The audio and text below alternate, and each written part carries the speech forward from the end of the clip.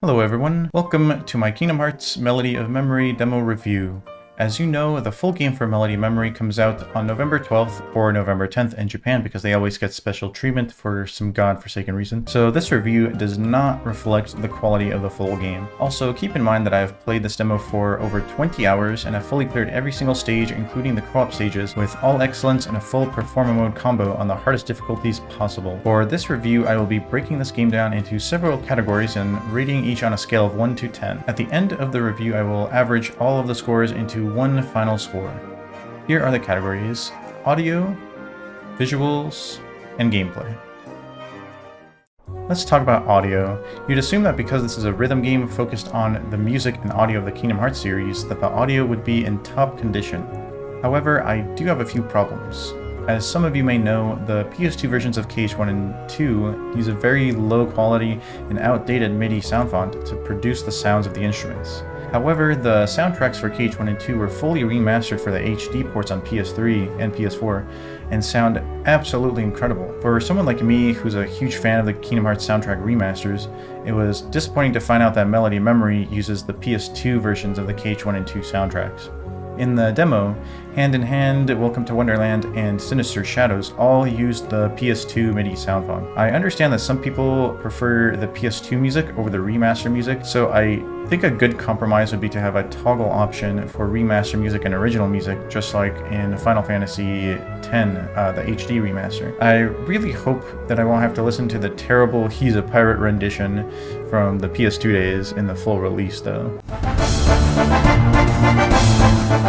Aside from the music, there aren't many things wrong here. The voice lines from Sora and Riku are recycled lines from Dream Drop Distance, but this doesn't affect the quality or fun factor of the game at all. The various sound effects are great and complement the gameplay well, and for the first time ever in a Kingdom Hearts game, there are custom volume sliders for voices, music, as well as sound effects. This is a very welcomed addition, and I hope they continue adding this feature to future Kingdom Hearts installments. Audio gets a 7 out of 10. The visuals of this game aren't anything impressive, but they don't have to be. Melody of Memory runs on the Unity engine and uses assets from games released in 2012 and before, but everything looks very nice and crisp on screen. The game runs at a very stable 60 FPS, even on the Nintendo Switch, and I didn't notice any frame drops whatsoever. The menus are nice, snappy, and easy to use, and are very appealing to look at.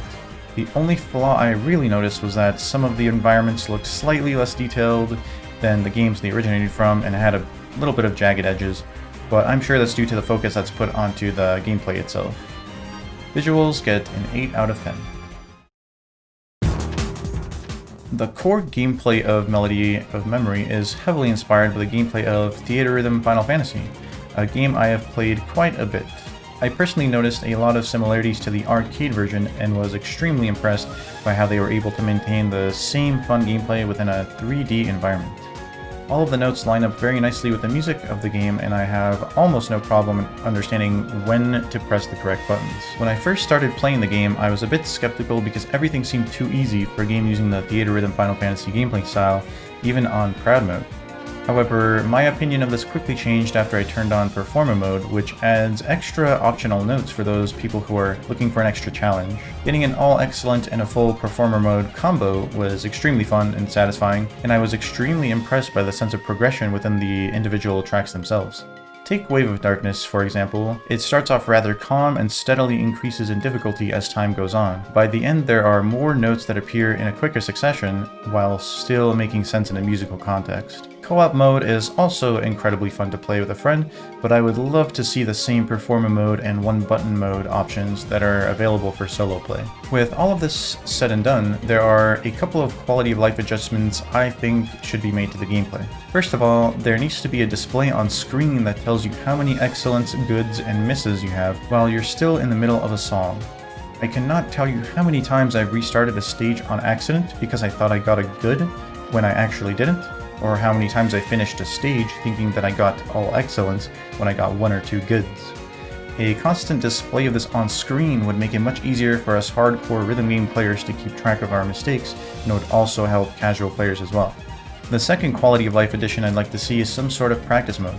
Something as intuitive as Guitar Hero 3 would be amazing, where you can practice certain sections of a song and slow it down to a quarter of the original speed. This would really help someone like me who kept choking tracks at the very end multiple times in a row. Nobody should be expected to record their own footage and slow it down on their own in order to see what buttons they're supposed to press at the end of the track. This applies to both solo mode and the co-op mode. With the additions of the quality of life improvements I mentioned, I would give gameplay a 10 out of 10, but right now it stands at a 7.5 out of 10. Overall, the Kingdom Hearts Melody Memory demo was really fun to play, and I'm very excited to play through the full game. Right now, I'm giving this game a 7.5 out of 10, but this probably won't reflect the final score of the full release. I'm hoping to see some improvements in the gameplay and music, but as it is right now, I'll still have a lot of fun with it, I'm pretty sure. If you enjoyed the video, please feel free to subscribe to the channel for more Kingdom Hearts videos, and I'll be uploading a lot of Kingdom Hearts Melody Memory content as well as some other Kingdom Hearts videos such as speedruns, randomizers, and discussion videos, so keep your eyes peeled for those as well.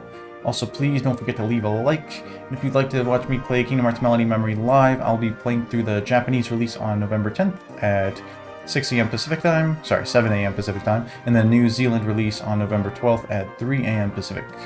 And this will all be streamed on my Twitch channel, which will be linked down below in the description. Thank you guys so much for watching this review, stay safe, and have a wonderful day.